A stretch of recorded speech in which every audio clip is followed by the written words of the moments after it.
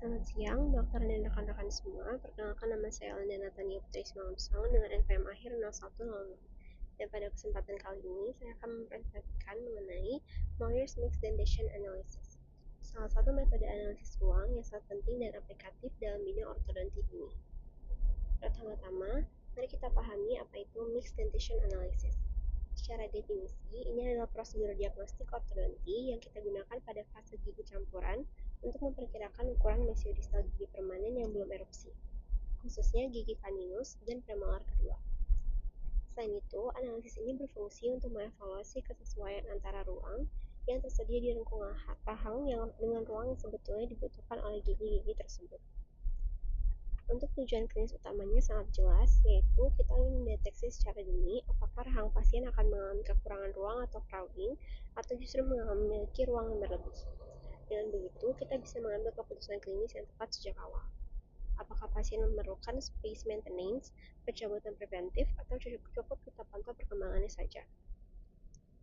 Dalam melakukan analisis ini, ada beberapa faktor utama yang harus kita perhatikan.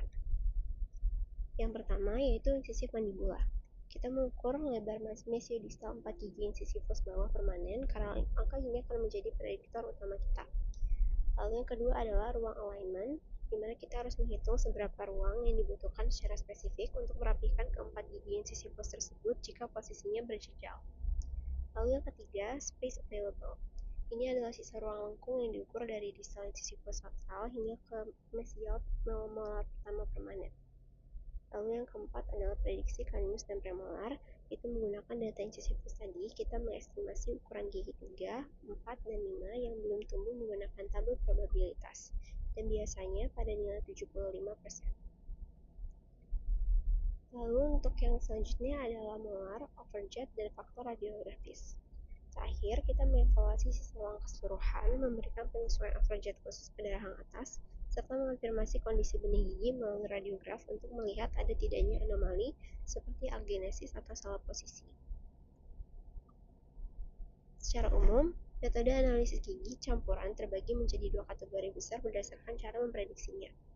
Untuk kategori yang pertama adalah metode berdasarkan pengukuran radiograf. Di sini, ukuran gigi yang belum tumbuh langsung diestimasi dari bayangan atau citra gigi pada foto ronsen. Untuk kategori yang kedua adalah metode berdasarkan ukuran gigi yang sudah erupsi. Metode ini tidak bergantung pada foto ronsen, melainkan memanfaatkan hubungan statistik korelasi antara ukuran gigi yang sudah ada di mulut dengan yang masih tertanam di dalam tulang. Nah, untuk metode Moyers yang sedang kita bahas, yaitu dia masuk ke dalam kategori yang kedua, yaitu metode berdasarkan ukuran gigi yang sudah erupsi. Lalu mengapa Profesor Moyers sangat merekomendasikan metode ini dan mengapa metode ini begitu populer digunakan? Karena ada beberapa keunggulan klinisnya. Yang pertama yaitu metode ini akurat dan terukur. Metode ini memiliki kesalahan sistematis yang minimal dan rentang kesalahannya sudah diketahui secara ilmiah. Lalu alasan selanjutnya karena metode ini adalah user friendly, di mana tingkat keandalannya sama baiknya entah dilakukan oleh mahasiswa maupun oleh seorang ahli ortodonti senior. Lalu alasan yang ketiga adalah praktis dan ekonomis. Pengukurannya cepat, efisiensi untuk klinik sehari-hari, dan yang terpenting tidak membutuhkan perawatan khusus maupun biaya ekstra untuk radiograf tambahan.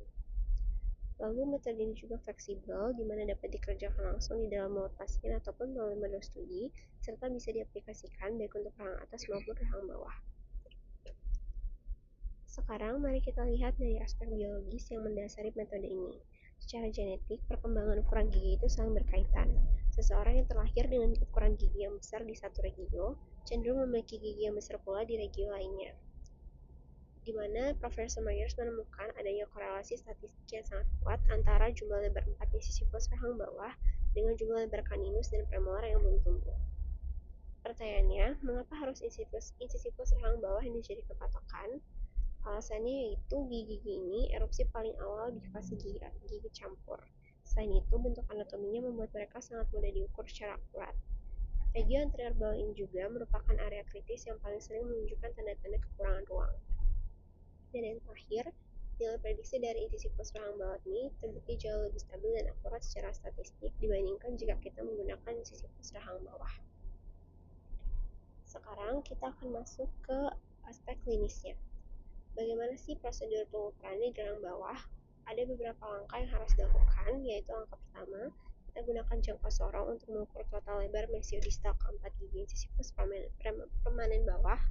Lalu langkah kedua, kita tentukan apakah gigi anterior tersebut perlu dirapikan atau perlu alignment, dan hitung berapa ruang ideal yang dibutuhkan.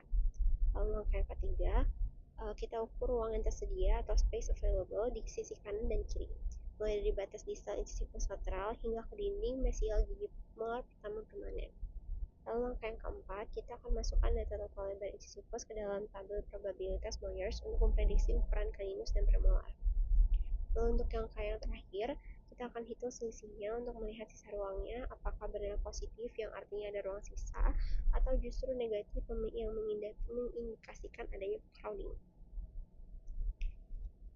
Lalu di sini sudah ditampilkan dari tabel probabilitas Moyers atau tabel 11.4. Di bagian atas terdapat baris angka yang menunjukkan jumlah total lebar 4 incisifus mandibula yang sudah kita ukur tadi.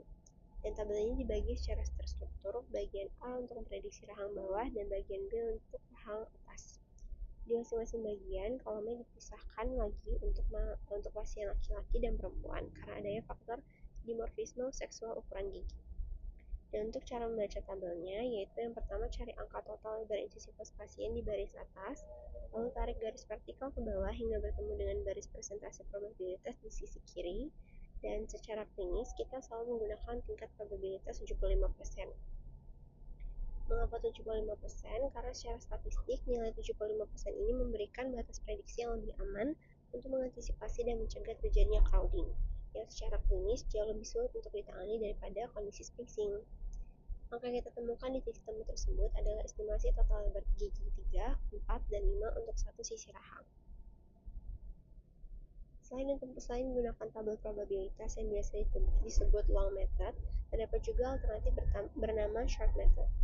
Ini adalah metode hitung cepat menggunakan rumus matematika sederhana untuk memprediksi ukuran gigi caninus dan premolar. Langkahnya sangat praktis, yaitu total lebar 4 incisifus mandibula cukup dibagi 2, lalu hasilnya ditambahkan ke satu tertentu. Jika ingin memprediksi rahang bawah, tambahkan 10,5 mm, jika untuk rahang atas tambahkan 11 mm.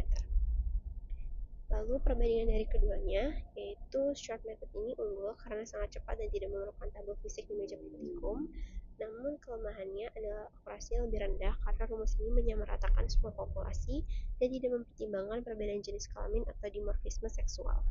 Secara detail, seperti yang dilakukan oleh long method, lewat tabel probabilitasnya. Lalu untuk prosedur dari pada rahang atas atau maksila dan aplikasi klinisnya itu adalah secara garis besar langkah perhitungannya sama. Rumusnya pun tetap memakai sisa ruang sama dengan ruang tersedia dikurangi ruang yang dibutuhkan. Jika hasil positif artinya ruang berlebih, 0 berarti pas dan negatif artinya terjadi crowding. Namun ada dua perbedaan krusial yang wajib diingat untuk rahang atas, di mana kita harus melihat tabel prediksi khusus untuk rahang atas, yaitu di tabel 11.4 yang di bagian B, dan kita wajib memperhitungkan koreksi overjet saat menghitung ruang alignment anterior karena posisi incisifus atas sangat dipengaruhi oleh relasi tumpukan giginya terhadap rahang bawah. Jika kita perhatikan contoh kasus klinis pada gambar 11-17 ini, kita bisa melihat implementasi nyata dari analisis ini. Di rahang atas, pasien kekurangan ruang sebesar 4,1 mm, dan secara klinis angka ini mengindikasikan kekurangan ruang tingkat sedang yang masih mungkin dikoreksi dengan strategi distalisasi gigi molar ke arah posterior. Namun di rahang bawah, kondisinya jauh lebih parah dengan defisit ruang mencapai 6,8 mm. Defisit sebesar ini menunjukkan crowding serius yang memerlukan rencana perawatan ortodontik yang lebih kompleks, seperti kemungkinan ekspansi rahang atau bahkan ekstraksi. Dan melalui contoh kasus ini, kita bisa menyimpulkan bahwa esensi dari analisis Moyers bukan sekedar menebak ukuran gigi, melainkan untuk mengetahui di mana lokasi spesifik terjadi kekurangan ruang tersebut agar kita bisa mendesain manajemen ruang yang paling tepat. Dan di slide yang terakhir ini akan membahas mengenai modifikasi radiografi dan apa saja keterbatasan dari analisis ruang ini. Terkadang foto periapikal atau hasil ronsen ini mengalami distorsi berupa perbesaran gambar gigi. Untuk mengompensasi hal tersebut, kita bisa menggunakan rumus perbandingan matematis dengan asumsi bahwa presentasi perbesaran gigi sulung dan gigi permanen pada foto tersebut adalah sama, di mana rumusnya ada seperti yang tertampil di slide. Terlepas dari kemudahannya, kita sebagai klinisi harus memahami 3 keterbatasan utama dari analisis ini, yaitu yang pertama tidak dapat memprediksi ruang sisa untuk gigi molar. Jika prediksi ukuran gigi 3, 4, dan 5 ternyata terlalu besar, analisis ini hanya memberitahu akan terjadi crowding tanpa bisa memperhitungkan relasi ruang ke area molar belakang secara menyeluruh. Lalu kedua, asumsi occlusal plane datar atau flat plane. Analisis ini menghitung ruang secara 2 dimensi pada bidang datar. Padahal secara real, di dalam mulut, lengkung gigi kita itu memiliki 3 dimensi dan memiliki lengkung vertikal anatomis yang kita sebut curve of Spee. Lalu mengabaikan profil skeletal pasien. Analisis ini murni hanya untuk menghitung angka dimensi gigi versus ruang dan bukan melihat bagaimana posisi gigi tersebut terhadap tulang rahang dan bagaimana pengaruhnya terhadap profil wajah pasien secara estetis. Jika kita terlalu kaku hanya berpatok kepada angka tanpa melihat profil wajah, risikonya adalah kesalahan dalam menentukan rencana perawatan yang bisa membuat profil wajah pasien menjadi kurang harmonis. Sekian untuk presentasi dari saya mengenai Moyer's Mixed Dentition Analysis. Terima kasih atas perhatiannya dan mohon maaf jika ada salah kata. Terima kasih.